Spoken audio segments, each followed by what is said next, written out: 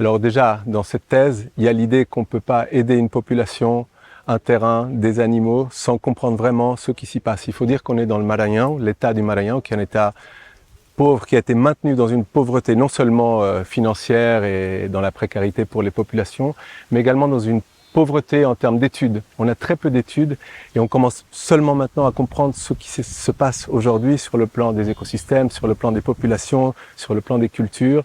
Il y a des anthropologues, il y a des biologistes, il y a des archéologues, on les entend un petit peu parce qu'il y a un chercheur un détecteur de métal dont on entend le bruit. On est actuellement avec des archéologues qui essayent de comprendre quelles étaient les civilisations anciennes, y compris il y a 3500 ans, puisqu'on a découvert que sur ce terrain, la mer arrivait juste à proximité il y a 3500 ans.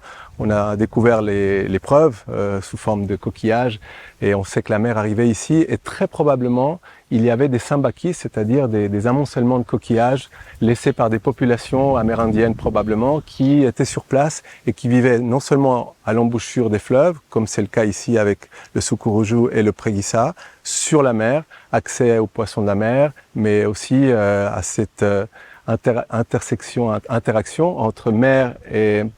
Pardon, on va. Vas-y, continue. Ouais. Voilà.